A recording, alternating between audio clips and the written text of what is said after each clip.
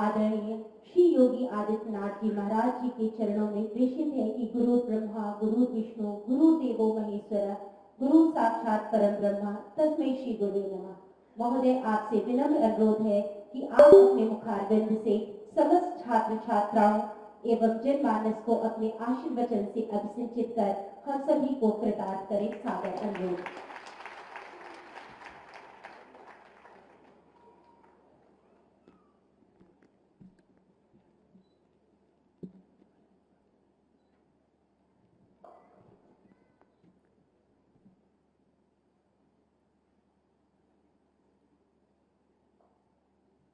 लोकप्रिय जनप्रतिनिधि का समर्पित समाजसेवी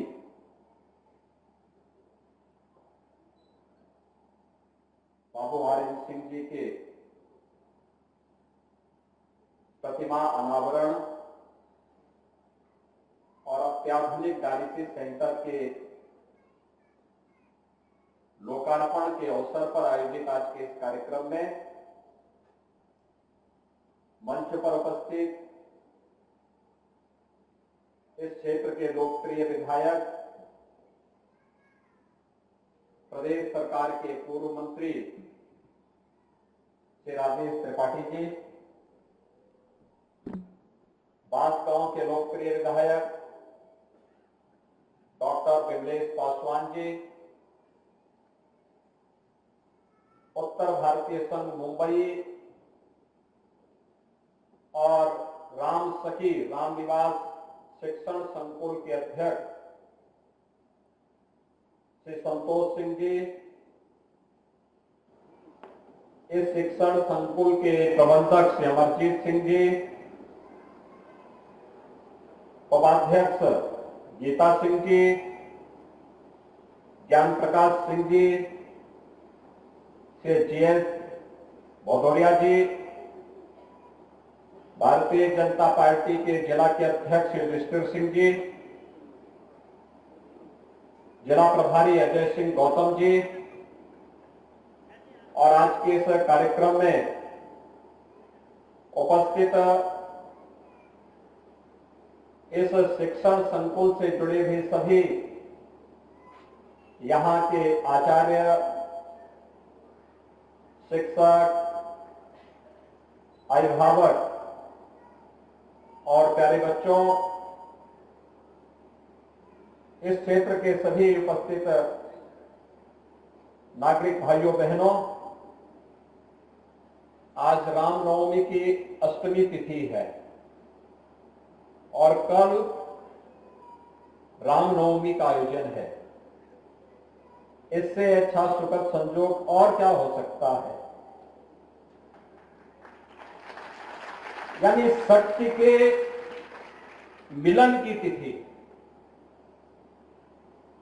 एक और जगत जननी मां भगवती दुर्गा की अनुष्ठान की अष्टमी तिथि और दूसरी तरफ कल रामनवमी भी है। नवमी तिथि सत्य के अधिष्ठात्री देवी की सिद्धिदात्री के रूप में उसका अनुष्ठान होता है। हम जो कुछ भी करते हैं सफलता प्राप्त होना ही सिद्धि है। जिस क्षेत्र में हम कार्य कर रहे हैं और जो संकल्प होता है उस संकल्प को सिद्धि में पहुंचाने के लिए पुरुषार्थ कैसा होना चाहिए, भगवान राम उसके आदर्श हैं। और कल सिद्धिदात्री की इस पावन तिथि पर रामनवमी का पावन आयोजन होगा और आज हम भरोली गांव में यहां पर बाबू आर्यन सिंह जी की प्रतिमा के लोकार्पण कार्यक्रम के साथ ही इस भव्य डायलिसिस सेंटर के उद्घाटन का कार्यक्रम कर रहे हैं। मैं भरोली गांव के लोगों को विशेष रूप से बधाई दूंगा कि आपके कारण दक्षिणांचल में इतना अच्छा केंद्र गोरखपुर वासियों को प्राप्त हो गया है। यह वास्तव में एक उदाहरण है, एक प्रेरणा है। पैसा बहुत लोग कमा लेते हैं लेकिन भाइयों बहनों, उस पैसे का यश के लिए उपयोग हो, धर्म के लिए उपयोग हो, और उस पैसे की गर्मी बहुत ज्यादा भी ना हो, ये बहुत कम देखने को मिलता है। और मुझे लगता है कि भगवान राम के उस आदर्श को जिन्होंने लक्ष्मण से कहा था कि जननी जन्मभूमिस्य स्वर्गादपि गरीयसी, उसका एक बेहतरीन उदाहरण है यहां पर इस शिक्षण संकुल और बाबू आनंद सिंह जी के नाम पर बना हुआ ये डायलिसिस सेंटर। व्यक्ति पैसा कमा सकता है, बड़े पदों पर जा सकता है, यश और समृद्धि प्राप्त कर सकता है, लेकिन उस धरती का ऋण कभी वह पूरा नहीं कर सकता जिस धरती पर जन्म लिया है। अगर उस धरती पर कुछ करने का सौभाग्य प्राप्त होता है तो सचमुच उस व्यक्ति का जीवन धन्य हो जाता है। और मैं इस दृष्टि से बाबू आर्यन सिंह जी को बहुत सौभाग्यशाली मानता हूं कि उन्होंने एक दक्षिणांचल के छोटे से गांव में जन्म लिया, अपनी मेहनत से मुंबई गए, मुंबई में उन्होंने परिश्रम किया, पुरुषार्थ किया, विपरीत परिस्थितियों में काम किया, और विपरीत परिस्थितियों में कार्य करते करते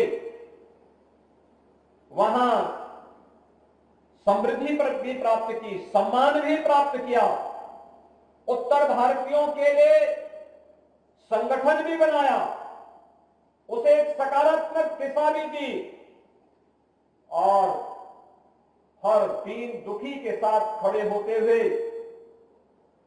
जब उन्हें लगा कि नहीं, मैंने मुंबई में अपने लिए, मुंबई आने वाले सभी लोगों के लिए कुछ किया है, अब मुझे अपनी मातृभूमि के लिए भी करना चाहिए, अपनी जन्मभूमि के लिए भी करना चाहिए, तो भरोली में आकर के पहले इतना अच्छा शिक्षण संस्थान खोला है। क्योंकि शिक्षण संस्थान में एक बार मुझे आने का अवसर प्राप्त हुआ था, यानी भारतीय जनता पार्टी का कार्यक्रम था, इससे मुझे उस कार्यक्रम में आने का अवसर प्राप्त हुआ था। मैं अक्सर जब इधर से कभी जाता था, निकलता था, या मुझे बाढ़ के दौरान भी, तो उससे पहले मैं देखता था कि दक्षिणांचल के क्षेत्र में इतना अच्छा संस्थान कौन खोला है। लेकिन मुझे चूंकि हेलीकॉप्टर से जाने का अवसर मिलता था तो मैं बहुत नजदीक से उसको अनुभव नहीं कर पाता था। मैंने सुना था कि यहां पर अच्छा संस्थान बना है। एक बार मेरे पूज्य गुरुदेव को भी यहां आने का अवसर प्राप्त हुआ था, और उस समय उन्होंने भी कहा था बहुत अच्छा मंदिर वहां बनाया गया दक्षिण में। और भाइयों बहनों, मैं देख करके आश्चर्य करता हूं, आखिर यही वो क्षेत्र है जहां पर 100 वर्ष पहले लोग गिरमिटिया मजदूर बनकर के जाते थे। ये गिरमिटिया मजदूर क्योंकि बाढ़ के प्रकोप, त्रासदी, एक फसल होना, और उसमें भी कभी कभी प्रकृति की मार पड़ जाती थी तो लोगों के लिए सामने संकट आ जाता था, जाने के साधन नहीं थे। लेकिन न केवल इसके माध्यम से समृद्धि अर्जित करना है, बल्कि समृद्धि के साथ साथ अपनी जन्मभूमि के लिए कुछ करना है। और यह कार्य किया बाबू आर्यन सिंह जी ने। मैं आज जब उनकी प्रतिमा का यहां पर अभी कुछ देर पहले अनावरण हुआ है, उनके पवित्र समाधि स्थल पर ही मुझे पुष्पांजलि करने का अवसर प्राप्त हुआ है, और उनके नाम पर बने हुए डायलिसिस सेंटर का उद्घाटन करने का मुझे अवसर प्राप्त हुआ है। मैं इस अवसर पर उनकी स्मृतियों को नमन करते हुए उन्हें क्रम श्रद्धांजलि पेश करता हूं। और जब डायलिसिस सेंटर, आज इसकी बहुत आवश्यकता है, बहुत आवश्यकता है। मैं देखता हूं गोरखपुर में लंबी लाइन लगाई रहते हैं लोग, लखनऊ में बड़े बड़े केंद्रों में, लेकिन यहां पर उनके पुत्र श्री संतोष सिंह जी ने जिस तरीके से यहां पर अच्छे चिकित्सकों के साथ, अच्छी टीम के साथ, अत्याधुनिक सुविधा से युक्त सेंटर को यहां पर चलाने का काम किया है। 9 बेड है, 9 बेड्स हैं यहां पे, यानी एक दिन में लगभग 25 से लेकर 30 लोगों को डायलिसिस की सुविधा इस केंद्र में दी जा सकती है, एक दिन में दी जा सकती है।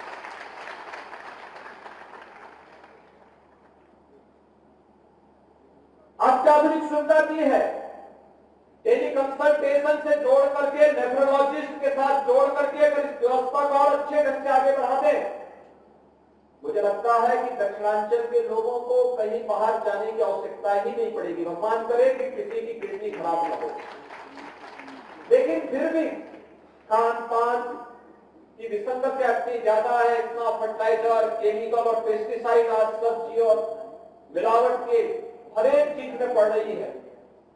व्यक्ति करना चाहते हुए भी इस प्रकार की स्थितियां आ रही है और उसके लिए उपचार की व्यवस्था हो। संतोष सिंह जी, आपने अपने पिता को बहुत अच्छी श्रद्धांजलि दी है कि उनके संकल्पों को पूरा किया है। मैं आपको, आपकी बहन को, आपके परिवार के लोगों को और सभी लोगों को इस बात के लिए आपकी सराहना करते हुए धन्यवाद दूंगा कि एक योग्य पुत्र के रूप में आपने अपने दायित्वों का निर्वहन किया है और रामनवमी के अवसर पर आप इसका लोकार्पण कर रहे हैं अपने पूज्य पिता के प्रति। इससे अच्छी श्रद्धांजलि नहीं हो सकती है। भाइयों बहनों, अगर इसी प्रकार से दक्षिणांचल से अलग अलग क्षेत्रों में गए हुए लोग इसी एक सकारात्मक सोच के साथ कार्य करना प्रारंभ कर देंगे, मुझे लगता है जितना मैं देखता था आज से 15 साल 20 साल पहले हम लोग अक्सर बैंकों के साथ बातचीत करते थे। एक सांसद के रूप में मैं देखता था कि जितना पैसा दक्षिणांचल में आता है, गोरखपुर सिटी में भी उतना पैसा पहले नहीं आता। इसका मतलब यहां पोटेंशियल, लोगों के पास सामर्थ्य थी, क्षमता थी, उस क्षमता को समाज के लिए उपयोगी बनाना, व्यक्तिगत क्षमता को अपने परिवार के हित के साथ साथ समाज के लिए भी उपयोगी बना देना, ये बड़ी बात है। और इस कार्यक्रम को आगे बढ़ाने का जो कार्य यहाँ पर बाबू आर्यन सिंह जी ने, श्री संतोष सिंह जी ने यहाँ पर प्रारंभ किया है। हर गांव, हर एक क्षेत्र में कहीं अच्छे ITI खुल जाए, कहीं अच्छे स्किल डेवलपमेंट के सेंटर खुल जाए, कहीं पॉलिटेक्निक बन जाए, कहीं अच्छे चिकित्सालय बन जाए, कहीं पर ब्लड बैंक बन जाए, अलग अलग क्षेत्र में अलग अलग चीजें बन जाएंगी। तो मैं यहाँ पे देख रहा था, यहाँ पर एक अच्छा सिक्योरिटी गार्ड के ट्रेनिंग सेंटर का भी की स्थापना की गई है। यानी यहाँ का युवा जो 10वीं पास है, पढ़ने में बहुत रुचि नहीं है, वो चाहता है 25,000 30,000 की नौकरी मिल जाए, तो 1 महीने की ट्रेनिंग के बाद उसको ये गारंटी ये संस्थान देता है 50,000 से अधिक लोगों को, 50,000 से अधिक परिवारों को रोजगार के साथ जोड़ना अद्भुत कार्य है, अभिनंदनीय है, बहुत सराहनीय है। और इसीलिए तो मातृभूमि बार बार में खींच के लेके आती थी ना। आज आयोजन उसका एक मूर्त रूप है। मैं इस अवसर पर बाबू आर्यन सिंह जी को विनम्र श्रद्धांजलि अर्पित करता हूं। भाइयों बहनों, आज गोरखपुर का दक्षिणांचल क्षेत्र जो कभी विकास की दौड़ में बहुत पीछे छूट गया था, आज ये विकास की स्पीड को डबल इंजन सरकार की तर्ज पर, डबल इंजन के साथ बुलेट ट्रेन की तर्ज पर आगे बढ़ रही है। एक तरफ यहां से कुछ ही दूरी पर आप देखते हो कि राम जानकी मार्ग बन रहा है। राम जानकी मार्ग के साथ साथ यहां से कुछ ही दूरी पर धुलियापार में हम बायोफ्यूल का एक प्लांट देने जा रहे हैं। ये जितना भी किसानों के खेत में पुआल होगा, खरपतवार होगा, ये सबको वहां मंगवा लिया जाएगा, उसका भी पैसा किसानों को अलग से मिलेगा। गाय के गोबर का पैसा मिलेगा, भैंस के गोबर का पैसा मिलेगा। और पूर्वांचल एक्सप्रेसवे का लिंक एक्सप्रेसवे को भी हम गोरखपुर के साथ जोड़ रहे हैं, यही पूरा दक्षिणांचल क्षेत्र उससे कवर होने वाला है। यानी हमारा गोरखपुर का दक्षिणांचल का क्षेत्र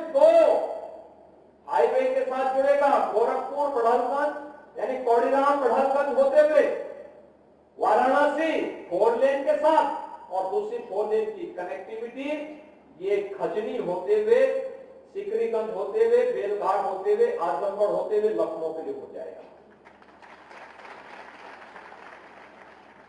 ये पूरा हम यहां पर उद्योग लगाने जा रहे हैं, बड़े बड़े उद्योग। जिस जमीन पर कुछ नहीं होता था, जिसको आप बंजर मानते थे पहले, खेती की जमीन अलग रहेगी, लेकिन शेष जमीन जितनी होगी सरकार खरीदेगी और फिर यहां उद्योग लगाएगी और यहां के लोगों को अब गिरमटिया मजदूर नहीं बल्कि उद्योगपति के रूप में स्थापित करने का कार्य सरकार करेगी। जो पैसा पहले बाहर लगता था, बैंकॉक में, सिंगापुर में, लाओस में, म्यांमार में, मुंबई में, वही पैसा आज दक्षिणांचल में ही लगेगा और यही उद्योग लगेंगे, यही के नौजवानों को यहाँ ट्रेनिंग दी जाएगी, यही पे उन्हें नौकरी देने का काम भी करेंगे। और आज इसी प्रक्रिया को आगे तेजी के साथ आगे बढ़ाने का कार्य किया जा रहा है। कनेक्टिविटी बेहतर हो रही है, सुविधाएं लगातार दी जा रही हैं, लगातार सुविधाओं में वृद्धि की जा रही है।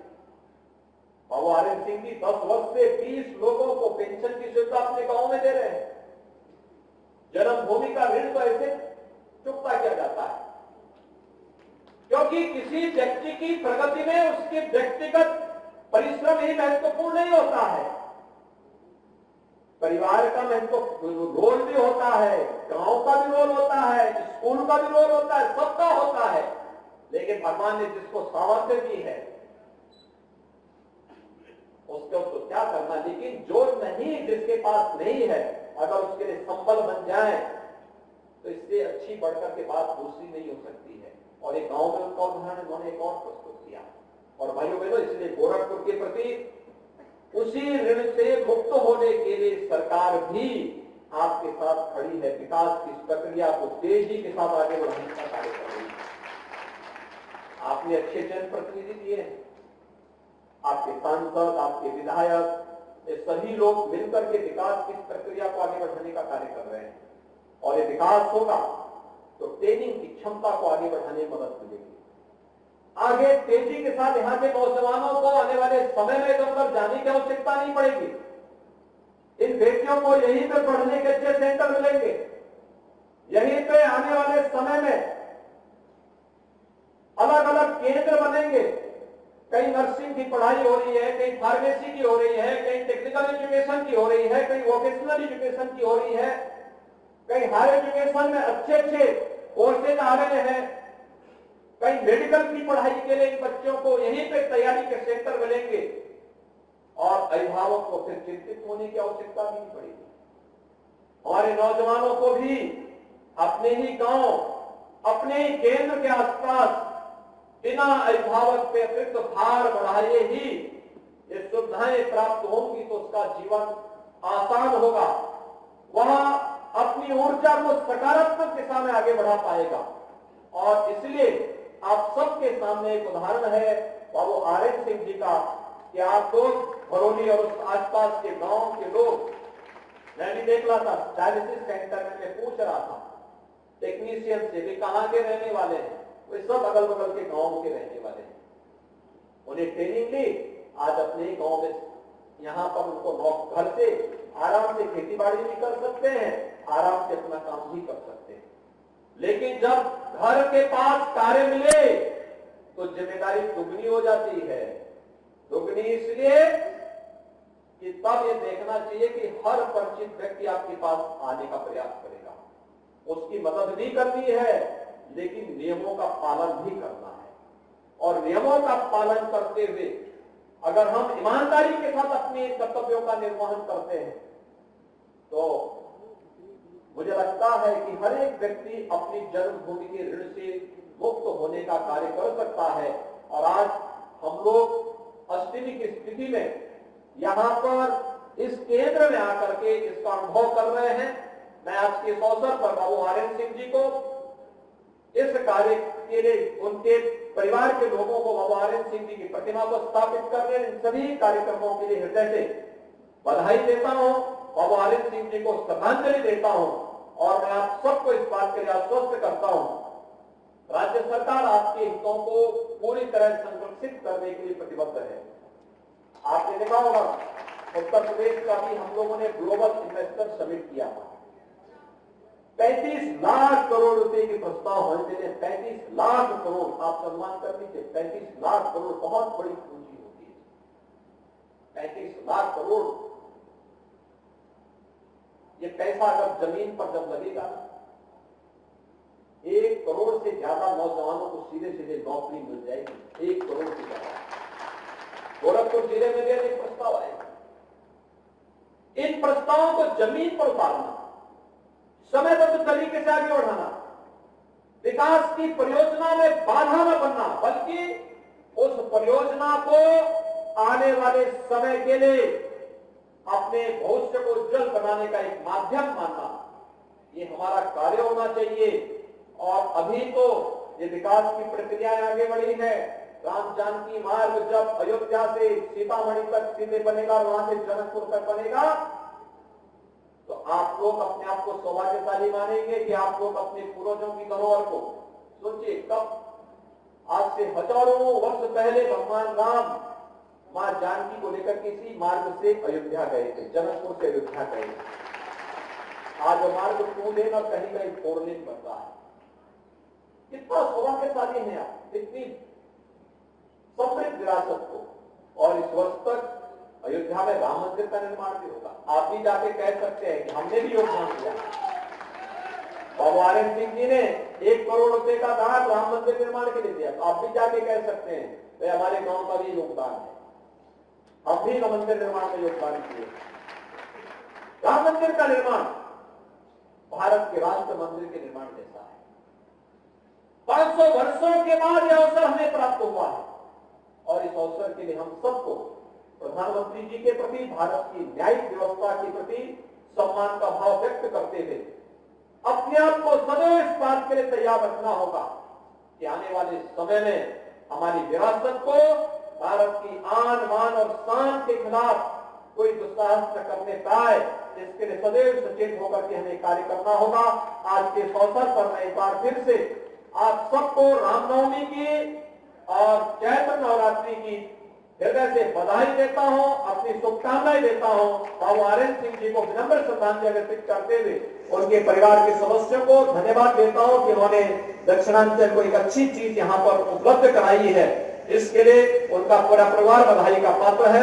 आप सबके प्रति मेरी शुभकामनाएं। धन्यवाद। जय हिंद।